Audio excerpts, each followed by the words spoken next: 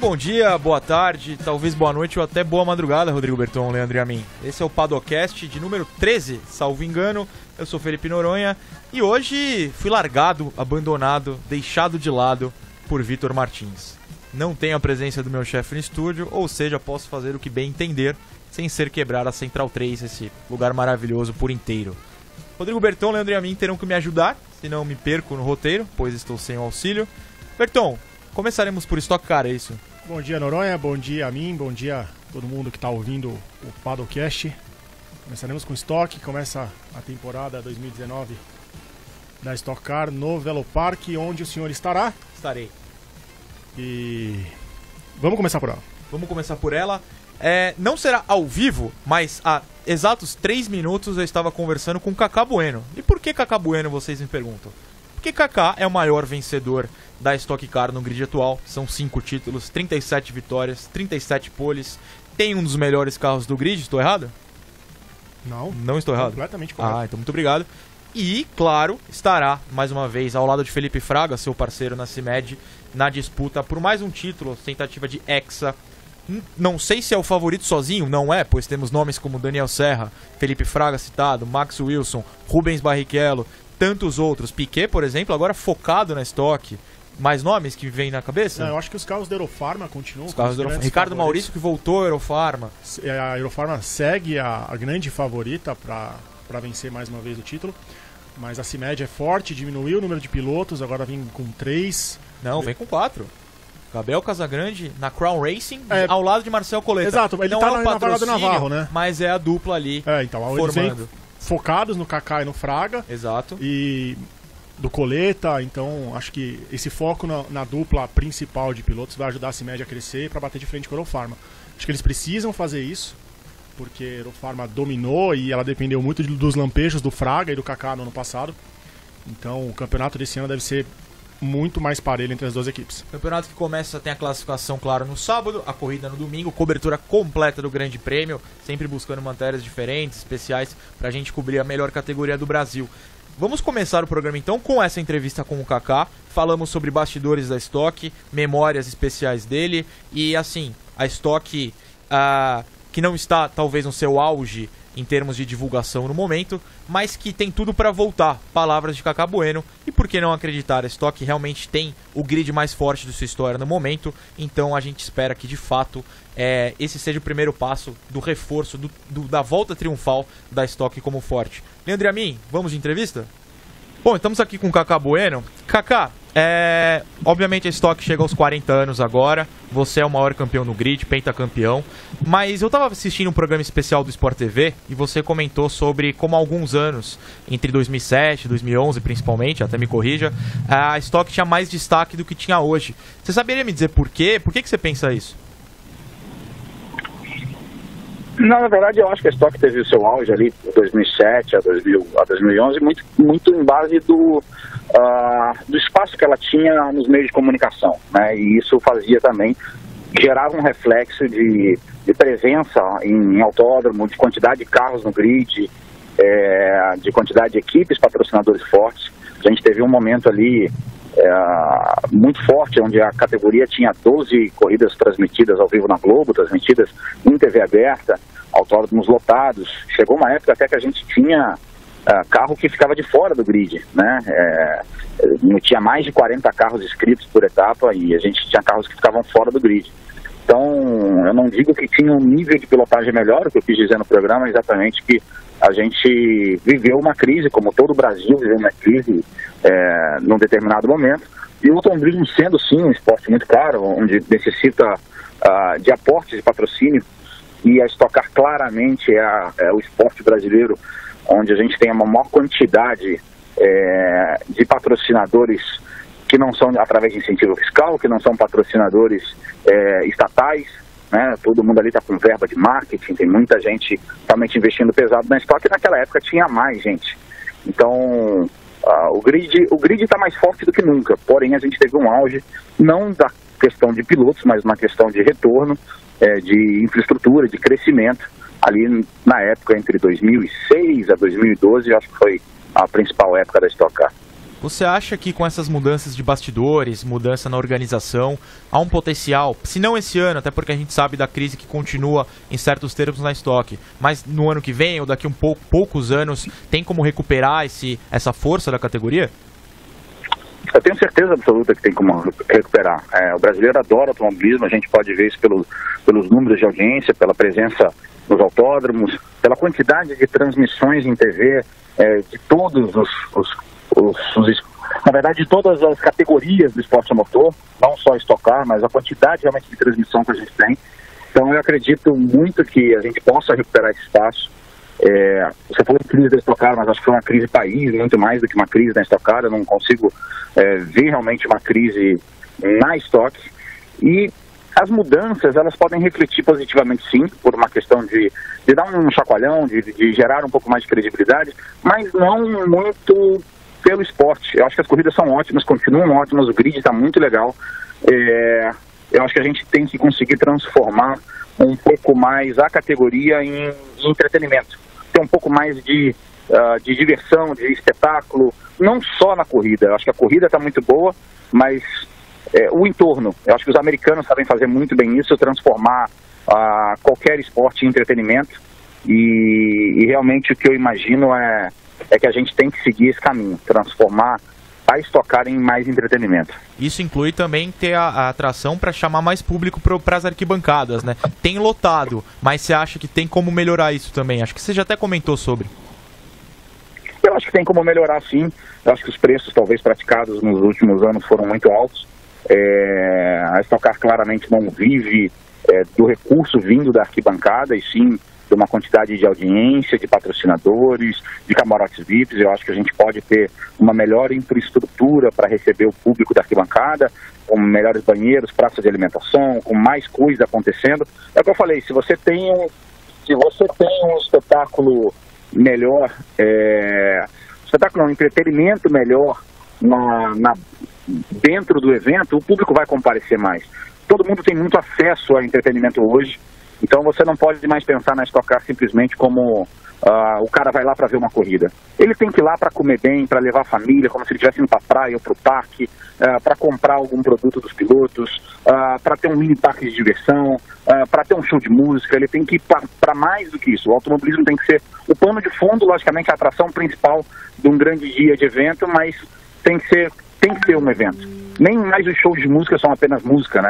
Você vai no Rock in Rio, no Lollapalooza, tem milhões de coisas acontecendo ao mesmo tempo, antes e depois daquele espetáculo da banda que você está esperando. Então, eu espero que a parte de entretenimento da Stock Car melhore para que realmente a gente possa ter um pouco mais de público. Então, antes da gente finalizar com um comentário breve sobre a expectativa para essa temporada, que começa no próximo final de semana, queria só que você relembrasse a sua memória principal, porque são 5 anos de título em 40 anos de estoque, uma marca muito grande, muito forte. Qual seria a sua melhor memória desse período?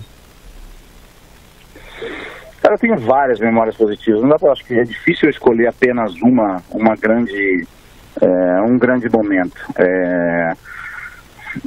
Eu acho que, para ser justo, eu vou escolher 2 grandes momentos. O primeiro em 1997, quando eu ganho a corrida na geral, né, na categoria principal, mesmo correndo com o carro da categoria B. Esse momento foi importantíssimo para mim. E depois um segundo título, até mais do que o primeiro, porque o primeiro título foi um momento meio que de alívio, de botar a pressão para fora.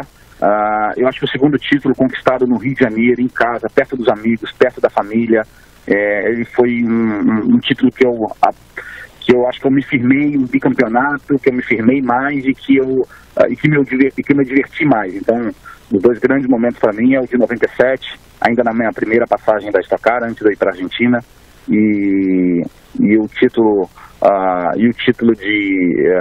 segundo título, né, de 2007, acho que foram as marcas principais para mim.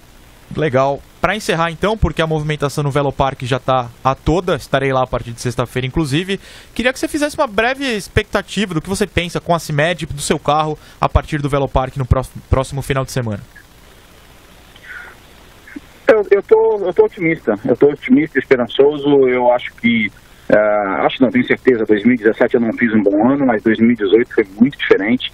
Apesar de eu não ter brigado pelo título e na classificação final não ter ficado tão bem assim, eu acho que eu reencontrei a velocidade. O problema foi muito mais a confiabilidade, a consistência do que a velocidade. Eu fiz pole position, ganhei 2 corridas, briguei por pódio em diversos momentos. Mais da metade do ano entrei no Q3 da classificação, tive na última parte da classificação. Então, a gente estava extremamente competitivo, só que sem a consistência necessária e principalmente sem a confiabilidade necessária. Então, se a gente continuar a evolução e o trabalho que a gente fez do 17 para 18, eu acho que a gente vai ter um grande ano e um lugar especial para começar, porque mesmo em anos bons ou ruins, de 2016 para cá, o Velopark tem sido muito bom comigo, né? Eu fiz a pole position e venci em 2016, larguei em segundo e segui em segundo em 2017 e de novo fiz a pole position e venci em 2018. Então, nas 3 últimas passagens pelo Velopark eu tive excelentes resultados. Então, começar numa pista onde eu sempre me adapto muito bem também é algo que soma esse otimismo da gente poder fazer um grande ano. Kaká, perfeito, muito obrigado pela participação mesmo na correria e a gente se vê com o Grande Prêmio com a CIMED no Velopark. Boa sorte na temporada. Valeu, grande abraço. Tá aí Kaká Bueno nos ajudando, a gravação foi feita logo antes do programa e acho que a gente precisa lembrar primeiramente, a classificação é às 13h30, conhecido como 1h30 da tarde, no sábado, transmissão só do Globoesporte.com, certo? Certo, a Sport TV não transmite mais a classificação nessa temporada, vai ser toda na plataforma digital do Grupo Globo. Mas então, a corrida, domingo 11 horas, no Sport TV. No Sport TV 2. Sport TV 2, ou no 3, mas não é no principal, porém na televisão, não no site. Correto. Pois bem, falamos de Stock Car aqui, o Kaká inclusive citou algo interessante, que é a questão de comida, de show. A gente está conversando aqui com o pessoal na redação, até fez uma comparação com a Truck, né? A Truck tem um show de moto antes das corridas e tal. Acho que a Stock, você, Berton, que acompanha na maioria das etapas comigo ano passado, tem espaço para algo a mais, tem como criar um entretenimento maior, né? Tem sim. A Stock Car, ela peca muito nessa questão do entretenimento do público antes da corrida. As corridas de apoio acabam não suprindo essa necessidade, então o público meio fica sem ter o que fazer. A gente conversa muito sobre isso também com a Fórmula 1 no Brasil, que a galera chega às 6 horas da manhã lá, toma sol na cabeça, não tem o que fazer, paga caro na comida. E no máximo que tem é o tchauzinho dos pilotos. Exato, né? É um hot pocket, uma cerveja por R$10. Então o público, em geral, no automobilismo é tratado muito mal. Obviamente o público que não vai nos camarotes, que não tem o glamour. Então o público do automobilismo ele sofre um pouco para acompanhar. E mesmo assim lota o autódromo em algumas praças. Não, quase todas. É bem raro ver espaço vazio no domingo. A gente comentou até que para a imprensa é complicado também. A gente tem falta de alimentação mesmo. Sim, na sala de imprensa. Vamos falar o português, claro. A gente não tem o que comer, às vezes, na sala de imprensa. Falta uma ajuda maior a quem tá lá 12 horas, 13 horas. Em Londrina, o nosso almoço no sábado foi um churros e um copo de refrigereco. Não tô reclamando do churros, que estava gostoso, ótimo, porém almoçar churros não é agradável. Pois é, não foi uma situação muito agradável pra gente. E eles disponibilizam alguns sanduíches lá, mas assim, quando acaba e se virem. Esperamos que esse ano as coisas mudem, mas se não mudarem, eu gosto muito da Stock. Eu gosto muito de cobrir Gosto Stock. muito também, acho divertidíssimo. Repito, estarei lá a partir de sexta-feira, um voo madrugador, bem cedinho, para chegar em Porto Alegre e me dirigir ao Velopark. Acho que foi legal a gente abrir com a Stock Car, 40 anos sendo comemorados, mas sabe qual é o tema principal? E quem tá no grandepremio.com.br já sabe, de hoje? Bastidores do jornalismo. Vixe. Histórias curiosas, histórias divertidas. Eu e Berton, por exemplo, cobrindo a Stock, passamos por algumas. Fernando Silva, nosso querido repórter, vai entrar logo menos contando os bastidores de uma matéria muito especial que foi publicada há 2, 3 semanas. Antes disso, vamos começar relembrando as nossas, para esquentar. Por exemplo, ontem, para quem está ouvindo depois, na última quarta-feira, no Grande Premium, eu publiquei a matéria chamada Stock Car Ne, que é uma barraca, que na verdade é um carro de espetinhos, de um ex-piloto, Hamilton Faravelli, que já teve que se aposentar nas pistas, já conto por quê. E aí, para não perder esse contato completamente, abriu a Stock Car Ne, que pra mim é o nome mais genial, amo trocadilhos. Sabe como é que eu descobri por que ele teve que se aposentar, Berton? Bastidores do jornalismo. Não, conta. Liguei pro cara, só pra perguntar, sei lá, o preço da carne, ver por que ele abriu a coisa, e ele solta a bomba no meio da ligação. Não, então, porque eu infartei no meio de uma corrida. Muito bom As infartar. coisas pintam assim no jornalismo às vezes, né? É engraçado. E a matéria ficou bem legal, o pessoal elogiou bastante. Espero que, inclusive, quem leia tenha gostado. Quem não leu, por favor, dê essa audiência pra gente. Eu acho genial que a grelha fica embaixo do capô do carro. A grelha fica embaixo do capô, as bom. geladeiras substituem os bancos, é bem legal. E vou pra finalizar o Papo Stock, eu não sei se você tem alguma história que queira contar, Berton, mas eu tenho uma clássica, antes do Fernando entrar, que é, acho, salvo engano, em Londrina também, que etapa de acontecimentos, né? Que o Rubinho ganhou a corrida 1, se não foi Londrina, foi uma corrida 1 que ele ganhou. E ali a gente se joga no pódio pra entrevistar, mete o gravador, o celular perto deles e reza pro piloto poder falar, até porque ele tem que voltar pra corrida 2. E o Rubinho topou falar, ele foi falando comigo, o Rubinho simpaticíssimo, o público colando nele, os caras da organização avisando que ele tinha que ir por fanpush, e o Rubinho falando comigo enquanto concordava com as pessoas. E aí um segurança bota a mão no meu peito, uma pancada no meu peito. Foi Londrina, a segunda corrida de Londrina.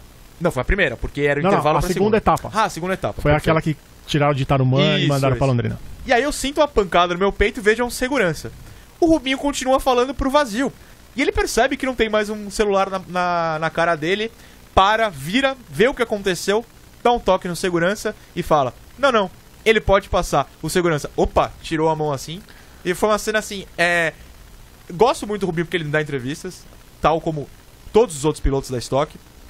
Mas essa cena foi engraçada pra contar pros amigos, contar bastidores. Pra quem não sabe como a gente trabalha, é sempre legal ter essas historinhas. Foi engraçado te encontrar depois desse fato, que você tava com o olho esbugalhado. Ele falou, o segurança me barrou e o Rubinho falou pra eu passar. A minha história não é da Stock, a minha história... Indy 500. Não é da Indy? Na Indy em São Paulo, 2012. Legal. Foi logo depois daquele ano que choveu muito no domingo, a corrida foi na segunda. No ano seguinte, o prefeito, que era o Kassab, ele falou, não, pode ter corrida. Na segunda-feira, foi bem inteligente. Não, pode ter corrida, se chover não vai acontecer de novo, porque não tem mais poça. E choveu. Na sexta-feira, de quinta para sexta, choveu. E o Vitor pediu para João Paulo Borgonov, Felipe Giacomelli e eu, pra gente dar uma volta na pista e registrar se tinha poça. Aquele reconhecimento. Exatamente. Quando a gente estava entrando na marginal, passaram alguns carros de serviço e eles devem ter batido o rádio para alguém e parou o carro, um outro carro. De que veículo, em que veículo vocês estão? A quinta série B respondeu. Sempre grande no Grande Prêmio. Estamos a pé. Fazendo um gracejo. Estava errado? Não estava errado. Entrem no carro, vocês não podem estar aqui, não sei o que lá, vocês não podem estar na pista, você está fotografando coisa que não pode. Fomos presos. Fomos presos? Sim. Que legal. Entramos no carro médico, era um carro médico, um Honda médico. Era tipo um camburão? Tinha uma parte pra preso ou foi improviso? Não, era um total? carro de serviço. Mas os três sentaram no banco de trás e os caras começaram um interrogatório mesmo. Quem vocês são, de onde vocês são, o que vocês estão fazendo. Em português ou em inglês? Em português. Em português, ok. E não respondemos. E o cara queria pegar o meu cartão de memória pra pagar as fotos. E não dei, obviamente não dei. Falei que ele não tinha o direito de pegar o cartão de memória. E ele falou que lugar de imprensa era na sala de imprensa e não na pista. Aliás, isso reforça o quão importante a gente contar o que passa pra ver que o nosso lugar não é na sala de imprensa, né? Essas histórias acontecem porque a gente tá fazendo o nosso trabalho. Pois é, e a pista tava completamente alagada. Não teria condições de ter nada na pista naquele momento. E aí eles deixaram a gente na porta do pavilhão de imprensa e o Vitor publicou na hora. A assessoria de imprensa da Indy veio falar com a gente e eles falaram, não, se vocês quiserem dar uma volta na pista, vocês podem ir a hora que vocês quiserem, se tiver problema, pode falar com a gente. Então causou um pouquinho de constrangimento.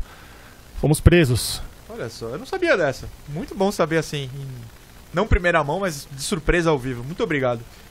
Muito menos emocionante em termos de prisão, ser barrado por segurança e tal, é a história que Fernando Silva, que nos ouve, Fernando? Te ouço sim, salve, salve. Salve, salve, tava com saudade de ouvir esse salve, salve. Fernando Silva entrevistou Michel Jordan Jr., piloto mexicano. E, Fernando, por que você entrevistou ele? E me conte o título dessa matéria tão especial no Grande Premium, por favor. Bacana, salve, salve Noronha, Berton e a mim, todos os ouvintes do Padocast. Foi muito realmente inusitado, porque eu vi uma matéria, se não me engano, foi no Marca, sobre essa participação do Jordan. Só que, na verdade, era uma nota muito curtinha, tinha uma fala dele a respeito do filme. E aí, Peraí, Fernando decidi... Silva, qual filme? Tô ouvindo. Você não falou o filme? Roma, Roma. vencedor de 3 Oscars. Perfeitamente. Um grande filme em preto e branco mexicano do Afonso Cuarón, que está na Netflix, ou no Netflix, como preferirem. Maravilhoso. E foi justamente na época em que o Oscar, que houve a premiação do Oscar e tudo. E aí decidi ir atrás. Só que pensei, a gente não tem nenhum contato com ele e tal, como que a gente vai fazer? Então, foi no meio da noite, eu tive a ideia, e aí eu mandei um tweet para ele, uma mensagem para ele no Twitter, pensando na seguinte situação, pô, se ele não me responder, vai ficar na mesma, né? Se ele responder, tô no lucro. E menos de um dia ele me respondeu e a gente começou a conversar, ele passou o telefone pra gente que eu já combinar a entrevista e fazer acontecer, e aí as coisas caminharam bem. Cerca de 5 dias depois a gente fez a entrevista, tudo, montei o roteiro, a gente conseguiu fazer a entrevista para contar um pouco dessa história de uma forma muito mais completa. Só falando que hoje mesmo eu assisti novamente o filme, porque na primeira vez eu realmente não percebi a presença do Jourdan no filme como um todo, na cena que ele fez no filme. Foi uma cena muito curta, na verdade. O que acontece é que não dá para perceber mesmo ele sendo um rosto familiar, por a gente ter acompanhado um pouco da carreira dele na Indy, principalmente, mas não dá para ver porque a cena é muito de longe, muito distante, então não tem como, mas é uma ponta realmente, uma cena muito curta, mas falei, pô, que interessante poder contar a história de alguém que participou de um filme premiado pelo Oscar, né, condecorado com o Oscar, então foi muito bom, valeu a pena sim. O próximo passo do Grande Prêmio é entrevistar a Meryl Streep, que tá todo o Oscar ela é indicada, independentemente do que ela faça. Fernandão, fica a missão. Mas antes disso, de você cumprir essa missão, eu sei que você é capaz. Aliás, uma pergunta, você falou em espanhol com ele? Falei em espanhol fluentíssimo. Ah, eu ia comentar isso. Rodrigo Berton, pra quem tá assistindo, já está rindo, gargalhando ao meu lado, porque o espanhol de Fernando Silva é uma lenda do Grande Prêmio. E surge nos momentos mais inusitados. É fantástico. Em Londrina, por exemplo. Conversa com o Uber brasileiro, ele resolveu falar em espanhol, sabe Exatamente. Deus por quê. Mas, Fernando Silva, deixa eu te perguntar. Na matéria, tem uma história bem legal de como ele foi escolhido. Ele não foi fazer o teste, o casting, né, pro Roma com o Cuarón. Foi o filho dele, é isso? Foi o filho dele, até diz o nome da matéria, ator por acidente, ator por acaso, porque na primeira seleção do casting, o filho dele que chama Marco, essa seleção foi em 2016, pro filme ir ao ar só 2 anos depois, então foi todo um período de preparação, mas esse primeiro processo de escolha do elenco, o filho dele foi com a mãe, e aí teve uma segunda etapa e a mãe do Marco não pôde ir, então o Marco chamou o pai, o Michel Jourdan, que o acompanhou para ir à escolha do casting, e o Marco depois ele não foi selecionado, só que o diretor do elenco, o diretor do casting gostou e viu no Michel algo assim que fosse parecido assim com aquilo que exigia o personagem dele, que era o Dr. Alex Matos, um dos tantos personagens de Roma. E aí, dentre tantos outros personagens, o Michel acabou sendo escolhido para fazer uma ponta no filme. E então foi muito por acidente, porque era para o filho ser escolhido, no fim das contas o filho não foi. Ele até ficou meio chateado, porém feliz pelo pai conseguir fazer parte do elenco de Roma. Ele chegou a comentar sobre o Cuarón. Cuarón, pra quem não sabe, além de ser um ótimo diretor, ele tem 2 Oscars de direção, salvo engano, e sabe-se Deus quantos no total, porque, por exemplo, no Oscar do mês passado, ele subiu ao palco 3 vezes. Você lembra quais foram os prêmios de Roma, Fernando? Melhor fotografia, melhor direção e, se não me engano, melhor roteiro adaptado. Não, filme estrangeiro. Foi filme estrangeiro. O Cuarón ganhou em 2014 com Gravidade. Com Gravidade. Ótimo filme. Isso, exato. Ótimo filme. E aí o Jourdan falou sobre se ele conviveu com o Cuarón, se chegou a conversar com o Cuarón em algum momento? Falou sim, ele ressaltou muito o perfeccionismo, a forma como o Cuarón consegue trabalhar e extrair o melhor de cada um, seja de um ator mais experiente, como a Marina de Tavira, seja, por exemplo, da Yalitza Aparicio, que foi a primeira atuação dela e já foi indicada ao Oscar de melhor atriz. Então, o Jourdan, ele falou da capacidade do Cuarón, que tem de extrair o melhor de cada membro do elenco, ou seja, da parte também dos bastidores e também do perfeccionismo dele. Ele atribui esse perfeccionismo ao fato de ele conseguir estar sempre em evidência, conseguindo sempre grandes prêmios, e também o fato de estar contando uma história tão incrível como Roma também, e uma história do próprio Cuarón, né? Então, o que o Michel mais destacou foi o perfeccionismo e a forma como ele tem para lidar com todas as pessoas do elenco como um todo. O Michel ainda corre, salvo engano, na NASCAR do México, é isso? Ele faz a NASCAR México, ele faz uma outra categoria que é como se fosse a Copa Truck aqui do Brasil, que é a Freightliner, é uma categoria de caminhões também lá no México. Na NASCAR México ele compete pela Toyota, não passa mais aqui, mas antigamente tinha muita transmissão da NASCAR México pelo finado Speed Channel, que hoje é a Fox Sports. E continua correndo, aos 42 anos, está na ativa tudo, e foi bem legal. Foi um papo muito legal com ele, e a gente acaba descobrindo várias coisas que a gente não conhece, então valeu muito a pena. Fernando Silva, muito obrigado. Você recomenda Roma a todos os nossos ouvintes ou não? Recomendo, filme especial, filme que conta a história de mulheres fortes, mulheres guerreiras. A gente aprende muito, até tem muito a ver com o Brasil, apesar de o filme se passar na década de 70 no México, mas tem muito a ver com a história do Brasil, com a nossa história.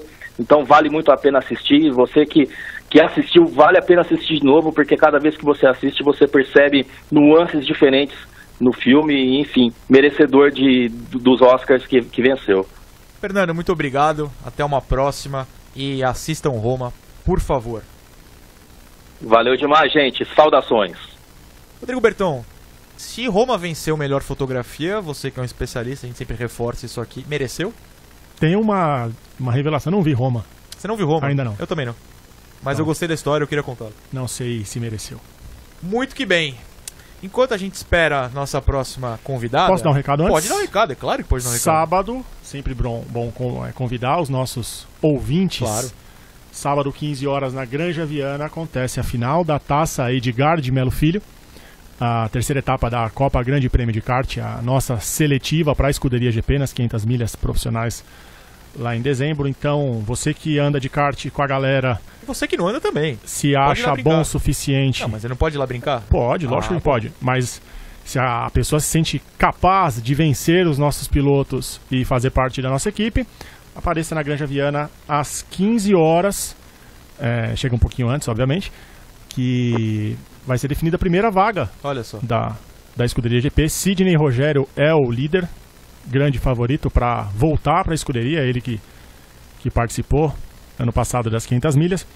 E tem a homenagem para o Digard, que infelizmente não poderá estar presente. A Fox deu aquela... Ele está segurada. escalado para NASCAR, mas Acontece. ele vai nas próximas etapas, a gente vai fazer a homenagem, mas fica aí o convite para todo mundo. 15 horas, Granja Viana, apareçam, eu estarei lá com o Renato Ribeiro, Não blá isso, porque aí o pessoal desiste. Guilherme Blois e Vinícius Piva. Guilherme, tudo bem. Depois da corrida tem o bate-papo, Tem. a gente toma uma cerveja, bate muito Claro. papo, então apareça, não quer correr, vai assistir. A gente espera todo mundo no cartódromo da Granja Viana no sábado. Muito divertido, participei de várias etapas, rodei o carro em várias também. Mentira, Capotou? só uma, porque eu tive coragem apenas de uma vez. Mas participem. Juliana Tesser, já me ouve? Tá, olá. Olá, chegou animada, gosto assim, porque o clima do Padocast é esse. Juliana Tesser, eu já te contei que uma vez eu liguei pro Oeste, que é um clube de futebol aqui de São Paulo, pra falar sobre Jean Sheira que a mim conhece muito bem.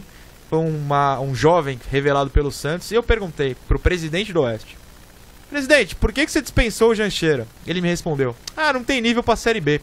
E aí você toma um susto, né? Bastidor de jornalismo tem isso, solta uma bomba na sua mão e você não pode rir, não pode reagir. E eu te chamei pra contar histórias assim. Vamos começar com Valência, que é uma epopeia, segundo sua descrição, ou com a Argentina? Você escolhe. Vamos começar pela Argentina, né, que saiu antes. Vamos começar pela Argentina, então. Juliana Tesser foi enviada pelo Grande Prêmio em que ano? Desculpa? 2014, a primeira corrida da MotoGP em Termas. Em 2014, para Termas de Rio Hondo, a primeira cobertura dela da MotoGP na Argentina. Fiquei sabendo que Vitor Martins, que não está presente, portanto podemos falar mal, te mandou para o aeroporto longe, a cidade estava fechada, foi todo um drama, é isso? A Victoria, ela não é muito boa no planejamento de viagens, né? Na verdade, Termas não é uma cidade exatamente acessível, ela tem um aeroporto, mas o aeroporto atende basicamente a infraestrutura ali da MotoGP. Então a gente tinha opções que era ir para Tucumã ou ir para Santiago. Eu e a Evelyn, a gente ficaria hospedada, a gente ficou hospedada em Santiago, só que o Vitor mandou a gente para o aeroporto de Tucumã. Então a gente chegou e teve que atravessar, acho que a gente pegou 2h30 de ônibus ainda. Só que tudo começou ainda no aeroporto, né? Porque a gente foi para Ezeiza, mas o voo para Tucumã era no aeroparque, aí era de madrugada, a gente teve que trocar de aeroporto, a gente pegou um táxi que corria que nem um aloprado, não deu tempo de trocar dinheiro, porque já era de madrugada. E aí quando a gente chegou na cidade, chegamos em Santiago, pegamos um táxi e fomos pro hotel, né? De repente o táxi para no meio da rua, é aqui. Aí a gente olhava em volta e tipo, cadê o hotel? Não tem hotel aqui. Aí você tinha que entrar numa ruazinha pra você poder chegar no hotel. Aí a gente viu que tava tudo fechado na cidade. A gente deixou as malas, desceu. Dá pra comer no hotel? Não, não dá, tem que comer na rua. Tá, mas tá tudo fechado. Não, tem um restaurante aqui em cima, acho que chamava Bruno, se eu não me engano. A Eve depois pode confirmar, acho que era isso mesmo. E aí não, o Bruno funciona. Chegamos lá, não aceita cartão. Aceita real? Não. Aceita dólar? Não. Tá bom, vamos embora. Ju, desculpa. Um hotel na Argentina que não aceitava real? Nem dólar? Não, hotel não. O restaurante não aceitava. Mas aí nem cartão. Não estão pensando real, no turista? Nada. Que coisa lamentável. Não, eles só aceitavam peso. Só tinha peso. Aí voltamos pro hotel, o gerente falou, mas vocês já voltaram? A gente falou, a gente tá sem dinheiro, os caras não aceitam cartão. O gerente que nunca tinha visto a gente na vida, tirou uma nota de 100 pesos do... Então vamos lá comer. De noite eu chamo o cara pra trocar dinheiro pra vocês. A gente achou estranho, mas beleza, fomos. Aí comemos, eu queria comprar chip de celular pra ter internet. Cheguei na loja, também não aceitava cartão. Aí eu falei pra moça, tá bom, obrigado. Aí ela pegou e me deu 2 chips, de graça. Não sei porquê. Nunca entendi esse motivo. Aí tudo bem, tamo lá no porque você é simpática, a Evelyn também, vocês merecem esse carinho, não? Ganhar chip de celular, né? Custava 20 pesos cada, eu ganhei 2, nunca entendi porquê. Mas você tem até hoje? Você pode ligar pra Argentina de graça? Ter até hoje eu tenho, mas eu acho que ele não funciona mais. Que tá. Porque eles bloqueiam, né, depois de um tempo. Aí, estamos no autódromo, eu e a Eve trabalhando, a gente estava sentado uma de frente para outra, de repente brota um sujeito do meu lado. E, literalmente ele brotou, a gente não sabe de onde ele veio. Aí ele vira pra gente e falou assim, eu sou o pai do Jorge Lorenzo. Era óbvio, porque ele é a cara dele, ele é só uma versão um pouco mais velha, mas feio. Que isso? Não? O Lorenzo é bonito? Eu acho feio. Isso, é um rapaz apessoado. Tá bom. O pai literalmente, o pai Aí ele começou a contar a história e tudo mais, mas, né, tipo, ele brotou do nada. E Termas é uma cidade muito estranha, assim, porque era moto, tipo, corrida no campeonato mundial e tudo mais. A galera anda efetivamente de moto, muita gente em cima da moto, mas ninguém usa capacete. Aí chegou um dia que eu fiquei curiosa e eu fui perguntar para um policial, né? Eu falei, cara, mas e aí? Tipo, pode andar assim, sem capacete? Não, tem que usar. Aí eu fiquei olhando pra ele, tipo, tá todo mundo na sua frente andando sem capacete, não tá fazendo nada, né? E ele literalmente não fazia. E, tipo, todo mundo lá e o policial olhando como se não tivesse nada acontecendo. Ninguém usa capacete. Ou é uma cidade bem diferente. Se vocês não sabem, então Termas é a Paraty brasileira, a Paraty argentina. Em Paraty ninguém usa capacete. Eu acho, assim, bizarro. Porque é uma cidade turística, só tem turista bêbado e ninguém dirige o capacete. Eu acho um crime, mas tudo bem, né? Não é muito seguro, né? Táxi em Termas também é bem esquisito, porque a gente fazia o mesmo percurso todo dia, que era da rodoviária pro autódromo. Cada dia era um caminho diferente, cada dia era um preço diferente. Teve um dia que um cara levou a gente por um caminho que só tinha mato em volta. A gente tinha certeza que a gente ia morrer naquele dia, mas a gente chegou no autódromo em segurança, tudo bem. Aí teve um dia que a gente chamou um táxi, nada do cara chegar, nada do táxi chegar. Aí na hora que ele parou na porta do autódromo, a gente tava com outro repórter brasileiro, o cara saiu do carro, todo feliz, cumprimentando o cara, a gente falou, como assim? Eles já se conheciam? Completamente incomum, até pra conseguir táxi lá era uma coisa complicada. Espero que hoje seja diferente, mas em 2014 era bem complicadinho. Fiquei sabendo que, além de bastidores, de faltar dinheiro pra comida, vai contar a sua epopeia em Valência também. Juliana Testa, você já embebedou Franco Morbidelli, é isso? Eu não, né? Eu não embebedei ninguém. Mas você deu, o presentinho rolou? Rolou. Quando o Franco Morbidelli veio pro Brasil em 2017, ele foi no Paddock, que é o programa que a gente faz de terça-feira. E aí, no dia, minha mãe falou pra mim assim, mas você não vai levar nada pra ele que seja do Brasil? Tem que levar alguma coisa pra comer, não sei o quê. Daí eu fui, comprei, eu nem lembro o que era, eu lembro que tinha castanha do Pará e acho que tinha paçoca, alguma coisa assim. Aí quando a gente chegou lá, o Vitor falou assim, não, mas não é isso que ele tem que conhecer do Brasil. E aí tinha uma garrafa de pinga no estúdio. E aí o José levou pra gente. Foi presente do José. E aí eles fizeram uma proposta para que o Franco tomasse. E o Franco topou, mas ele não quis beber sozinho. Então ele precisou beber com ele. Eu não bebo. E aí todo mundo pinga menos ainda. E aí no programa, antes de entrar, todo mundo tomou pinga. E aí no meio do programa, a hora que terminou, o Vitor perguntou pra ele se a gente queria comer pizza depois. E ele falou que não, que a gente ia tomar pinga. E aí a gente acabou combinando com ele que se ele ganhasse o título, já que eu iria pra Valência, eu levaria pra ele pra comemorar. E aí eu veio, quando eu tava no aeroporto, indo pra Valência, fiquei com medo de comprar antes, de passar e tal. Então eu comprei no free shop, e aí eu levei pinga pra ele. No primeiro dia, quando eu matei no coletivo, no fim da coletiva eu dei o saquinho com a pinga pra ele. Um saquinho? Expliquei que eu não sabia. Oi? Um saquinho de pinga. Era um saquinho com 2 garrafinhas, tinha uma envelhecida e tudo mais. Aí eu expliquei que eu não sabia dizer qual era a diferença entre uma e outra, mas que era só pra ele tomar com cuidado. E aí ele teve que ficar andando um tempão no paçoque com um saco de pinga na mão. Espero que ninguém tenha fotografado esse momento pro menino não ser punido. Promessa dívida, né? Eu avisei que ele não podia tomar de uma vez. Mas... enfim. Não teve problemas depois. Gosto do Morbidelli. Você gosta do Morbidelli, Berton? Gosto muito. Parece ser muito simpático. As Ele histórias foi são extremamente ótimas. simpático no paddock. Não fala muito bem português. Fiquei sabendo que ele usa camisa com U em campeão. Campeão. Mas acontece. Não, peraí, ele fala português, mas ele aprendeu português ouvindo. Ah, e aí, entendi. se você ouve campeão mundial, efetivamente parece que é um U. E aí, na camiseta comemorativa do título dele, tá lá escrito campeão com A, tio, U. Justo. Não tava mais pra fazer nada, né? Segue o jogo. Segue o jogo. Seguimos o jogo pra Segue. Valência, Juliana Tesser. Você foi na final de 2017, se eu não estou Exatamente. enganado. Muito obrigado. O que aconteceu? Porque você chamou de epopeia. Então eu quero saber o que aconteceu. Porque assim, a gente conta pros amigos só a parte boa das viagens. Nossa, que viajado. Nossa, foi pra Espanha. Nossa, você foi pra cobrir, sei lá, pré-temporada em Barcelona. Nossa, você viaja pra Curitiba e Porto Alegre na Stock. Porque eles não sabem as bombas em que a gente se vira graças a Vitor Martins. Não, brincando. Graças ao mundo que é injusto e polêmico. Não, mas você sabe das histórias, porque eu mandava mensagens desesperadas pra você e pra Natália o tempo Verdade. inteiro. Verdade. Mas, na verdade, o que aconteceu, eu nunca tinha ido pra Europa. Então eu fui com aquela imagem, né? Todo mundo fala que a Europa é incrível, eu achei que ia ser maravilhoso. Aí quando eu cheguei lá, eu tava com um pouco de medo da imigração, porque todo mundo falava que, tô mandando brasileiros de volta, não sei o que lá. Aí quando eu cheguei em Paris, porque eu fui daqui pra Paris e de Paris pra Valência. Quando eu cheguei em Paris, a fila da imigração era enorme. Mas como eu tinha um tempo bom entre um voo e outro, eu tava tranquila, achei que ia dar tudo certo. Aí cheguei lá com um monte de papel, convênio, não sei o que lá. O cara nem olhou na minha cara, ele simplesmente carimou para passaporte e vai. Aí tudo bem, até chegar ao lugar onde eu ia pegar o outro voo, demorou a vida. Aí eu cheguei lá e não tinha uma alma no portão. Eu falei, gente, cheguei cedo, né? Aí eu ouvi chamarem meu nome. Aparentemente não foi tão cedo. Aí a mulher na entrada pro avião tava falando alguma coisa em francês que eu não entendi bulhufas, exceto meu nome. Aí eu perguntei pra ela se estava tudo certo, ela disse que estava, ok, entrei no avião. Quando eu cheguei em Valência, cadê minha mala? Ficou em Paris. Minha primeira noite na Europa, eu tive que ir no shopping comprar roupa, porque eu não tinha roupa para trabalhar no dia seguinte. Aí o pessoal da casa para onde o Vitor me mandou, era um Airbnb, eles tinham ido me buscar no aeroporto, me deixaram no shopping e depois foram me buscar para ir para casa. Só que assim, o lugar onde o Vitor me mandou era bem perto do autódromo, acho que era uma caminhada de 10 minutos. Só que assim, é um lugar que não tem calçada, não tem luz, não tem nada. E aí a gente indo do shopping pra casa, o garoto que estava dirigindo caiu num buraco e furou o pneu.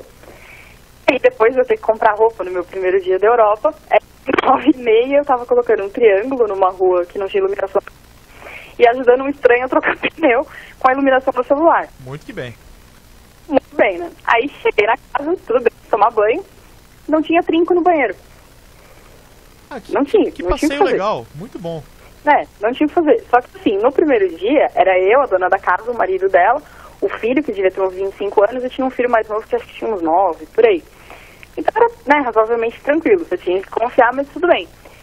Só que no domingo, quando eu acordei pra ir pra corrida, tinha eu, os caras da casa e mais 30 pessoas, na ampla maioria homens. E aí você tinha que tomar banho naquela expectativa de que não vai entrar ninguém aqui enquanto você estiver fazendo isso. O chuveiro, efetivamente, tinha um momento que ele esquentava muito mesmo, de você sair, tipo, vermelho, e tinha um momento que ele não esquentava. E não tinha o que fazer. Então foram momentos emocionantes, né? Depois eu fui pra Valência porque tinha o teste, então dava pra ficar mais tempo. Aí no primeiro dia, na segunda-feira eu fui pro autódromo de manhã com a minha credencial normal, no horário que eu ia sempre. Cheguei lá, não podia entrar porque tinha uma credencial de testes, que eu não sabia que tinha, não tava com a minha. Aí liguei pra assessora, ela falou, não, tudo bem, eles vão te levar, mas só meio-dia. Eu falei, tá bom, então eu vou pro shopping e vou comer. Cheguei no shopping e não tinha nada aberto. Muito bom. Aparentemente é um padrão na sua vida, né? As coisas não estarem abertas. Ter problema pra comer ao meio-dia é um problema. O jornalismo é McDonald's... muito... Não, McDonald's a gente não pode fazer propaganda, Ju. Não pode fazer propaganda. Se você comer o McDonald's, não podemos contar. Que fome. Mas era o que tava aberto. Era o que tava aberto. Pra vocês verem que, assim, o luxo do jornalismo é uma falácia, Berton. É uma falácia, Sim. uma mentira e inexiste. Juliana As Tessa, pessoas acham... você tem mais algum pessoas detalhe acham que a ou gente posso conhece partir pra a cidade, Evelyn? né? Não, as pessoas acham que a gente conhece a cidade. Não é verdade. Não, a gente não vê nunca vê. Momento nenhum. Nada. No máximo um restaurante ou um bar. Juliana Tessa, muito Exato. obrigado. É sempre um prazer falar com a senhorita. E semana que vem parece que você estará aqui, é isso? Foi o que eu soube. Ah, que bonito. Semana que vem, MotoGP é o destaque do Padocast. Ju, até a próxima. Beijo. Até, beijo. Berton, para encerrar, nossa próxima convidada, rapidamente, a última, com bombas sobre Villeneuve, por exemplo. Você tem mais alguma lembrança rápida enquanto a gente liga para ela? Sobre a Victor, Victor. sentiu o golpe, menina, né? Ah, sentiu. Pedro Henrique Marum tem bastante recordações sobre a Victor, sobre a credencial de Buenos Aires que faltou, que ele chegou e ficou sentado tal qual o cão arrependido O na Marum sarjeta. esqueceu a credencial. Não, a Fórmula E não o credenciou. A Fórmula E não credenciou. Não, então a gente chegou em Buenos Aires e não tinha credencial pro Marum. O Vitor mandou a gente para Indianápolis por Chicago, e de Chicago a Indianápolis fomos de ônibus, a mulher dormiu no volante, a gente quase morreu. Glamour. Glamour. Então a Victor é... Parabéns, Victor. Mas em compensação, Pedro Henrique Marum deu show em Buenos Aires ao quase ser agredido na porta de uma balada gótica. Balada Isso fica gótica. para outra edição. Essa eu fiquei sabendo. Será que Evelyn Guimarães sabia dessa história? Muito bom dia, Evelyn. Bom dia, Noronha. Bom dia, Berton. Tudo bem? A todos que acompanham esse Padocast divertidíssimo aí com histórias dos bastidores. Tudo bem? Tudo ótimo. Fiquei sabendo, inclusive, que a sua história é de fama, essa de fato, assim, reconhecimento do trabalho da pessoa. Jacques Villeneuve é seu parça, é isso? Não, mas assim, foi engraçado porque ele pegou totalmente desprevenida, porque em 2016, se eu não me engano, a gente tinha ido para Indianápolis, ou 2014 para Indianápolis, desculpa. E ele estava fazendo a corrida e tal, e em um determinado momento a gente fez a entrevista com ele lá no dia o Berton sabe bem, no dia das entrevistas, todo mundo dá entrevista lá no Media Day. E aí, né, a gente fez a entrevista com ele, a gente brincou bastante com ele e tal, porque ele é casado com uma brasileira, não fala português ainda, uma série de coisas. Ótimo, né? Aí, meses depois, eu tô numa van em Hockenheim, na Alemanha, indo pra pista pra cobrir a Fórmula 1. Então eu lá sentadinha, né, e tal, de repente entra o Villeneuve na van, né, e senta no meu lado, assim, cara, imagina, você numa van com um campeão mundial. Aí ele, bom dia, tudo bem? Nossa, você de Indianápolis pra cá, não sei o que, deu certo. Cara, que é isso? E aí foi muito legal, a gente foi conversando até a pista, ele perguntou o que eu tava esperando da corrida e não sei o que. E um monte de outros jornalistas italianos da Sky, que são os jornalistas que ele trabalha, né, na Sky, também entraram na conversa e tudo mais, divertido, o Villeneuve. E aí, ano passado, em 2017, desculpa, em Austin, ele estava comemorando já os 20 anos do título dele, então eu fui fazer uma entrevista com ele, parei no meio do paddock, ele foi muito simpático de novo e conversou comigo ali e tal. Então, assim, eu virei meu parceiro. O mais interessante é que eu comecei a assistir também mais intensamente a Fórmula 1 por causa dele, eu era torcedora dele e tudo mais. Então foi uma história engraçada, assim, sobre ele. Ou seja, Berton, o que a gente aprende com essa história da Evelyn é que se você é fã de alguém, você pode sonhar em ser o melhor amigo dele. Claramente. Com certeza. Você é um exemplo disso também, que não. Você é parça de Fernando Alonso agora. Ah, sim, Fernando Alonso é muito... E de Rubens Barrichello. Fernando Alonso, sim, é verdade. Rola um bro code com o Rubinho. Eu ia lembrar disso. Rola. Eu ia lembrar disso. Aliás, do Fernando Alonso, tá? Não ter contado os bastidores do Alonso aqui foi uma falha minha, porque foi um dia muito divertido, apesar de vários problemas. Camarada suou mais que sei lá o que. Verdade. Aliás, antes da Evelyn contar a última história, porque estamos encerrando, você lembra que um dia, falando em van e carro com piloto, a gente pegou um carro com... Uma van, aliás, Berton, com Lucas de Graça e Antônio Félix da Costa. Essa história é boa também. Foi bem divertida. Essas não podem contar, né? Porque, assim, são coisas que eles falam em off, mas foi um dia, uma tarde divertida depois com o almoço português. O GP em loco desse dia foi sensacional, porque ele foi gravado após algumas garrafas de vinho português. Verdade. Algumas Verdade. 8 garrafas. Foi, aconteceu isso. Então... Tá no YouTube do Grande Prêmio, quem inusitada. quiser procura Félix da Costa, vocês acham. Evelyn, então pra encerrar, nos nossos últimos 3, 4 minutinhos, parece que Schumacher é fã de iPod. Me conta direito essa história. Então, eu tenho duas histórias bem rápidas sobre ele, que me surpreenderam, porque depois que ele parou de correr e tudo mais, ele veio ao Brasil para essas corridas que o Felipe Massa organizava de kart, Desafio das Estrelas e tal, lá em Santa Catarina. E o Grande Prêmio costumava ir e tal, era uma festa de fim de ano, papapá, e Vitor e eu a gente sempre ia e tal. E aí, ele, na primeira vez que ele veio, o Schumacher não vai dar entrevista, nem nada disso, porque, né, não queria, tinha acabado de sair da Fórmula 1, beleza. No ano seguinte, não, tudo bem, tá mais tranquilo e tal. E aí, a primeira delas tinha um cercadinho, tipo uma zona mista, assim lá, que você ficava lá esperando, a hora que o cara passasse, você podia chamá-lo e tal. E eu tava sozinha nesse lugar, e era um cercadinho baixinho, eu pensava, cara, eu não vou ficar aqui, né? Vou pular isso aqui e dar uma olhada lá dentro, porque você sabe como a gente é, né? Sempre que tem uma brecha, aproveita. Verdade. E aí passei, entrei num corredor que eu nem sabia onde que ia dar aquilo ali, e aí eu descobri que era a sala dos pilotos e quem estava lá, o Schumacher. Então, consegui conversar com ele rapidinho ali, numa mini exclusiva, né? e rendeu pro site e essa história. E depois, no final, o Márcio Fonseca, que era o assessor de imprensa desse evento. O que você estava fazendo lá, menina? Eu só fiquei olhando você de fora e pensando, eu vou pegar essa delícia. Uma certa coisa, uma certa atenção.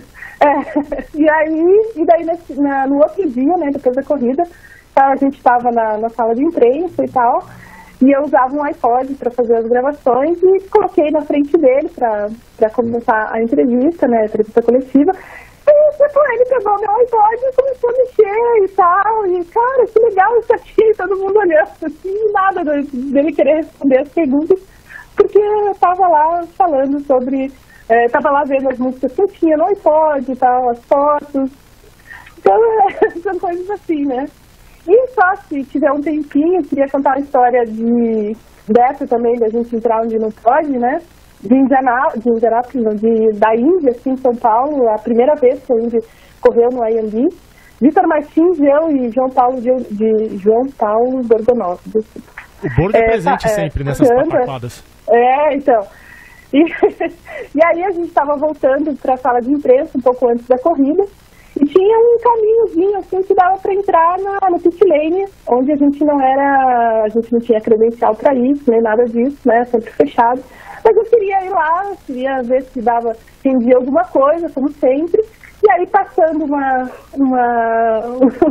caminhonete, assim, né, para ir pro pit lane, eu me abaixei ali, fui atrás da caminhonete ali, como se, né, ninguém fosse me ver, né. E aí dei de cara com segurança gigantão, assim, que tipo, ele só fez com o dedo, assim, não. É impressionante como segurança sempre pintam nas histórias da maneira errada. Eu acho incrível. Sim, sempre da maneira errada. Então, é bem isso mesmo. Pois bem, Evelyn, muito obrigado por finalizar o nosso podcast de bastidores. Acho que o pessoal se divertiu. E fica a promessa, no próximo podcast, ou não, contaremos que músicas Schumacher gostou no iPod de Evelyn Guimarães. Certo? Tá certo, Noronha. Berton, obrigada. Evelyn, beijo pra você. Rapidinho antes de terminar. Se o Vitor estivesse aqui, ele ia contar qual história? Essa da invasão de Indianápolis, da Indy de São Paulo, o abacartão ou o coiote? O abacartão, com certeza. Pelo nome do abacartão, essa história é ótima. O Vitor tem que contar. Essa é o Vitor que conta. Odeio o Vitor por isso, de todo o meu coração. Não fala assim. Quase partei nesse dia. Não, brincadeira. Padocast é o programa do amor. É verdade. Mas, assim, essa é com certeza a história preferida dele, das nossas coberturas juntas. Se um dia Vitor Mas Martins eu não vou voltar... contar, hein?